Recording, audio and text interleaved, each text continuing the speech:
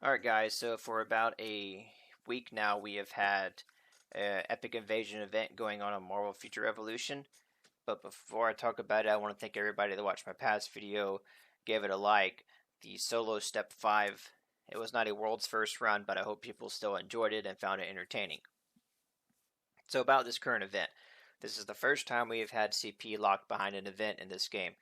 Roughly 2 months after global launch, there's already event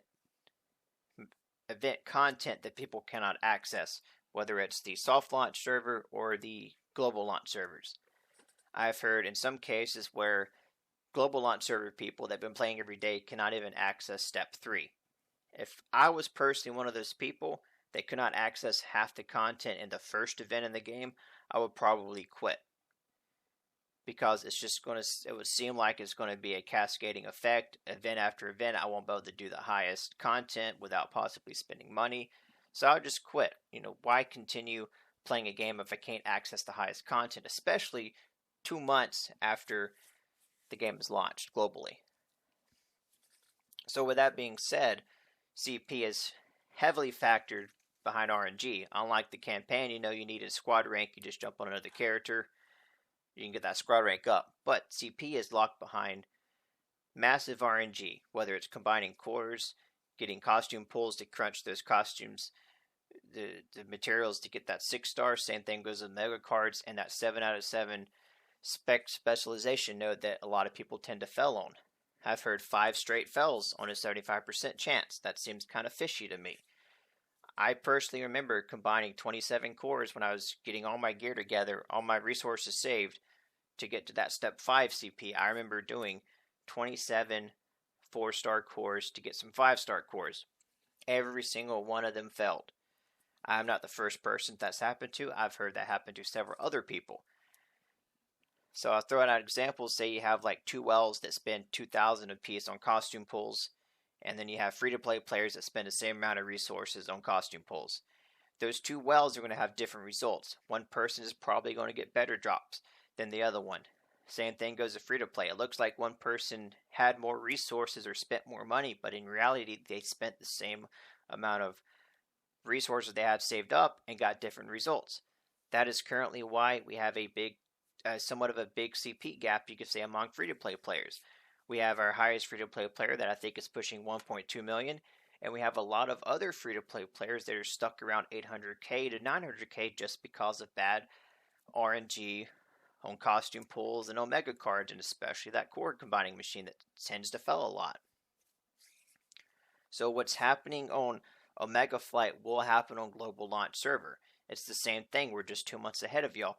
A free-to-play gap will start to occur, and you're going to have that happen because of the bad RNG. If they do not add some way of adding more gear to crunch up those to get those high stars, it's going to happen. They have to take out some of the RNG wherever it's at. I don't know. They just remove some RNG. So since Epic Invasion is locked behind CP, what if they locked all the current game content behind CP, such as blitzes, raids, and battle challenges? So I did the math for the Epic Invasions, and step 1 is roughly 70% of the recommended power. Step 2, 3, and 4 is 80% of the recommended power, and step 5 was the greedy move at 85% recommended power. I personally think, if I didn't say it in my past video, I'm going to say it now, and a lot of other people think, that 950k, 900, and probably 850k could probably do this content. Let them try. It shouldn't hurt anything. Let 3 900k go into a group of the 1.2 million. Let them try to beat it. There should be no harm in it. But they're locked because of the minimum CP requirement. So what if the blitzes was locked behind the step difficulties? So this would be step 1, this would be step 2, 3, and 4, and this would be step 5. I remember doing my first Maestro Blitz at around 300k. If I was locked behind a 345k requirement, I could not enter. Even though I beat the Blitz with the group I was with, I may have not dealt the most damage, but I did the boss mechanics. I was able to get a win and get the badge drop regardless how bad the badge drop was. I got the win. I got the squad XP for it. And I know this is relating to the Blitzster Mamu, but the campaign Dormammu is a similar CP requirement, and I recall a person bidding it at 400k. So if Step 5's math was involved, the person could not even enter the Dormammu Blitz or the Dormammu campaign fight, even though it was clearly beatable because that person's done it. Not everybody could do it, but some people could do it. So let the people that can do it try, or let people try to beat the content. Just like let them try to beat the invasion content. I remember doing ultimate raids at 400k. It was the Vision, King Tron, and Fenrir.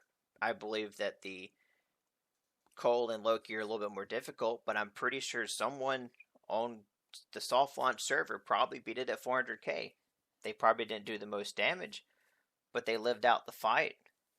They beat it, and they got the rewards. So we'll go down here. We'll group these as step 1. This would be the middle step, 2, 3, and 4. And this would be the last step. So if step Battle Challenge 30 was locked behind a 576,000 requirement to enter, even though I remember beating Battle Challenge 30 at 500k, I'm pretty sure some other people beat it less CP than that with no enhancers. But if Step 5's math was involved, this content could not be accessed. I want to go up here and mention right now this 541,000 is a completely garbage number. The reason being is I soloed Step 4 at 401k on my Storm. And this was pre-patch, so Storm has the longer animations than what she has now. So you're locking people out of content that is clearly beatable at a lower CP level. A lot of people on global launch are probably at maybe, some people might be at 500k, and they're locked behind this content, even though in the next video I'm going to upload, you'll see that it's clearly beatable. So it's not a good feeling, especially locking out your majority of your player base, which is on the global launch servers. The Omega Flight servers, I know the current player base, and trust me, it's not as high as some people may think it is. It's pretty low. So you're literally shutting out your majority of your player base that waited for global launch to play the game, and they can't even access, some of them can't even access half of the content, and I expect no free-to-play player on the global launch servers are even able to access Step 5 without spending some type of money. I think it's a big miss, and I would just show you the RNG I currently have as far as these battle badges goes. Now, I've done Step 5 roughly 60 times. I have 3 red star badges for showing, you know, 1 here and then 2 here. This badge is completely garbage and has no use whatsoever for me. I have 3 down here, 3 gold ones, and I'll show you my tokens real quick. I'm sitting at under 1400. And here you can see I have 9 in here, so I have 13 total gold ones. And I think one of them, for completing it for the first time, they either gave me a 6-star or a 5-star. I can't remember. And these are all my purple ones. You know, that's what, 4 rows, 5, 6, 7, 8, 9. Was that 10 rows? I think.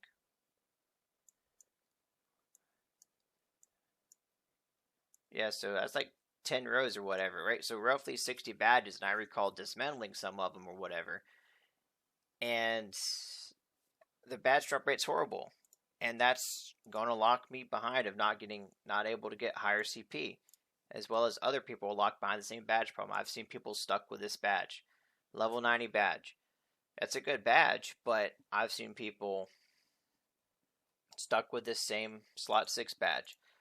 RNG plays too much of a factor on CP, and it's not good to lock content behind it just because how heavy the RNG reflects CP. So that's my thoughts on why CP should not be required for an event, at least in this current state as far as how bad it is. And I know a lot of people share my thoughts as well. So hopefully the next event they come out with, they figure out a way to not make CP such a heavy requirement to do content, because a lot of people are seeking out this crafting piece right here, and I think you have to do like 96 runs of step 4, and a lot of people can't even do step 4, especially on the global launch server, and like I mentioned, that is most of your player base, and this will be a good catch-up mechanic for them to catch up to like global launch, soft launch players, but they can't even access it. So anyways, my next video I'm going to upload is going to be the 401k solo run of step 4, and I will show you how I was able to do it at 401k. Thank you all for watching. If you like this video, give it a thumbs up, and if there's some global launch people that watch this video, let me know.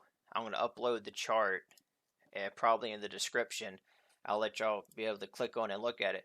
Just let me know, hey, I would be locked behind the ultimate raid because I'm not 487k power. But are you able to complete it? You probably are. So, why are we locking invasion behind CP? I don't understand.